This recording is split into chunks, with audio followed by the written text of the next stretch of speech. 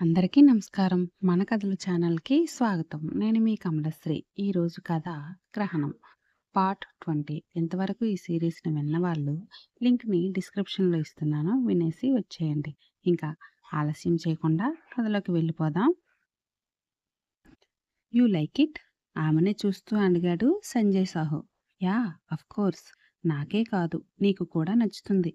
ఈ పచ్చటి చెట్లు, పాడి పశువులు, పక్షుల కిలకిలా రావాలు, సెలయేటి గలగలలు, చల్లగా మేనిని తాకే గాలి, ఎంతో ఖరీదు పెట్టి కొనుక్కునే ఇళ్లల్లో లేని సౌకర్యాలు ఈ పల్లెటూర్లలో ఉంటాయి.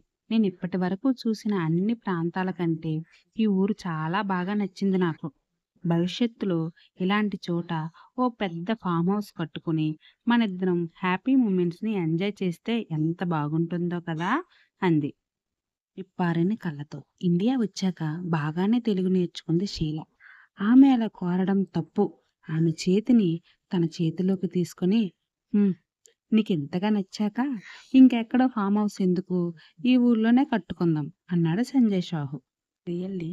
ఆశ్చర్యంగా అడిగింది. యా, నీకు ఈ ఊరినే గిఫ్ట్‌గా ఇస్తాను. కానీ ఈ ఊరు వాళ్ళు ఒప్పుకుంటారా?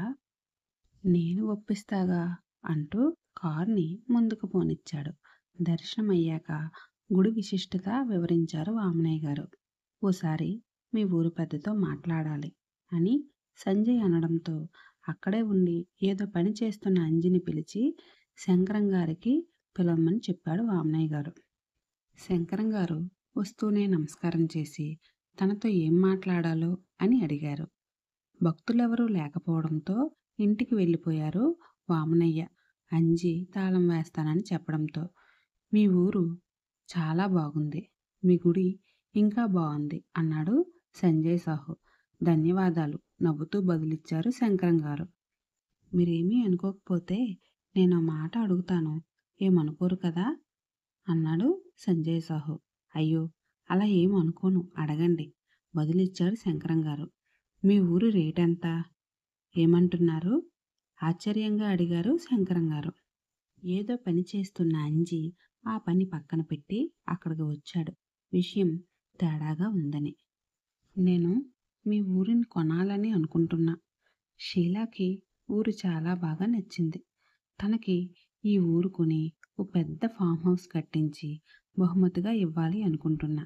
చెప్పండి, ఊరిని ఎంతకి అమ్ముతారు? సూటిగా అడిగాడు సంజయ్. ఏం మాట్లాడుతున్నారో అర్థమవుతుందా? పెద్ద మనిషిలా కనబడితే కాదు, పెద్ద మనిషిలా ప్రవర్తించాలి కూడా. మా ఊరిని కొంటావా? ఇక్కడెవరూ అమ్మేందుకు సిద్ధంగా లేరు. కోపంగా సమాధానమిచ్చి సంజయ్ మీదకి రాబోయిన అంజిని వారించి, అయ్యా, మీరు ఏమీ అనుకోకపోతే మేడం గారికి వేరే ఏదైనా ఓ చోటులో ఫామ్ హౌస్ కట్టి ఇవ్వండి. మేము మాత్రం మా ఊరిని అమ్మము అని ఖచ్చితంగా చెప్పి వెళ్ళండి అన్నట్లుగా చేతులు రోడ్డు వైపుకు చూపించారు శంకరం గారు.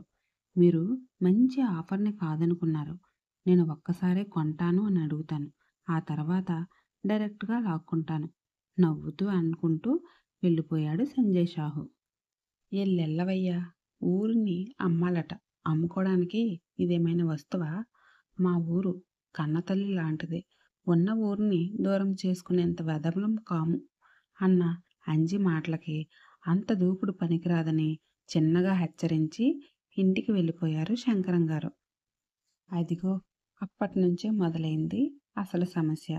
ముందుగా విఆర్ఓ గోపి వచ్చి శంకరం గారికి ఊరి అమ్మకం విషయం కదిపాడు. దాంతో కొట్టినంత పనిచేసి, ఏం లంచం తీసుకుని పనిచేస్తున్నావా? నా ఊరిని అమ్మమ్మని చెప్పడానికి నువ్వెవరు అంటూ హెచ్చరించారు శంకరం గారు. దాంతో ఆ పని తన వల్ల అయ్యేది కాదని తనకు ఆ పని అప్పగించిన యాదవ్కి చెప్పాడు గోపి. యాదవ్ కోపంతో ఊగిపోతూ రోజూ ఫోన్ చేసి డబ్బున్న వాళ్ళతో పెట్టుకుంటే సాల్తీలు గల్లంతైపోతాయని హెచ్చరించడం మొదలుపెట్టాడు. అవేమీ పట్టించుకోలేదు శంకరం గారు. దాంతో వేరే విధంగా బెదిరించడం మొదలుపెట్టారు. తమకి ఊరు అమ్మకపోతే ఊరందరినీ రాత్రికి రాత్రే చంపేస్తామని. బెదిరింపులు ఎక్కువ అవ్వడంతో శంకరం గారు పోలీస్ స్టేషన్కి వెళ్ళి ఫిర్యాదు చేసి వచ్చారు. అతను వెళ్ళిన మరు నిమిషం ఆ కంప్లైంట్ చింపేశాడు ఇన్స్‌పెక్టర్ రవి. అప్పటికే అతనికి రావాల్సిన వాటా వచ్చేయడంతో గోపి దొంగ పేపర్స్ పుట్టించి ఊళ్ళో వారి సంతకాలను ఫోర్జరీ చేసి ఊరిని అమ్మడానికి ఎంఆర్ఓతో కలిసి చేతులు కలిపినందుకు గాను బాగానే ముట్టింది అతనికి కూడా. కంప్లైంట్ ఇచ్చినా బెదిరింపులు ఆగకపోవడంతో ఓ నిర్ణయానికి వచ్చిన శంకరం గారు ఓ రోజు పంచాయతీ ఆఫీసు వద్దకి అందరికీ రమ్మని చెప్పారు. అందరూ వచ్చాక ఇంటి పట్టాలు కొత్తవి వస్తున్నాయని, పాతవి ఇస్తే వాటిని డిజిటలైజ్ చేసి కొత్త పట్టాలు ఇస్తారని చెప్పి ఒరిజినల్ ధృవపత్రాలు అడిగారు. శంకరం గారెప్పుడు నిజం తప్పించి అబద్ధం ఆడి ఎరుగరు కాబట్టి ఆయన అడిగినట్టే ఒరిజినల్ పట్టాలు తీసుకొచ్చి ఆయన చేతిలో పెట్టారు గ్రామస్తులు. ఆ మరుసటి రోజే కార్తీక పౌర్ణమి. ఊరంతా పండుగ వాతావరణంలో ఉంటే శంకరం గారు మాత్రం కంగారుగా ఉన్నారు. అప్పటికి రాజ్యలక్ష్మి అడిగింది, ఎందుకలా ఉన్నారని. ఏమీ లేదని మాట దాటేశారు శంకరం గారు. అంజికి పిలిచి జాగ్రత్తగా చూస్తూ ఉండమని చెప్పారు. సాయంత్రం కావస్తుంది. అందరూ పూజలో నిమగ్నం అవుతుండగా వచ్చిందో ఫోన్. మా మాట విని ఊరందరితో సంతకాలు పెట్టించి ఒరిజినల్ డాక్యుమెంట్స్ ఇస్తే ప్రాణాలతో ఉంటారు. లేదా గ్రహణం విడిచేసరికల్లా ఊరందరి ప్రాణాలు చీకట్లో కలిసిపోతాయి. ఏమయ్యారో కూడా ఎవరికీ తెలీదు. ఈ ప్రపంచమే మిమ్మల్ని మర్చిపోయేలా చేస్తాను అంటూ బెదిరించాడు యాదవ్. మరిప్పుడు శంకరం గారు ఏం చేస్తారో ఏంటో తెలుసుకోవాలంటే తప్పకుండా గ్రహణం సిరీస్‌ని ఫాలో అయిపోండి. నచ్చితే లైక్ చేసి, షేర్ చేసి, సబ్స్క్రైబ్ చేసుకోండి. Thank you.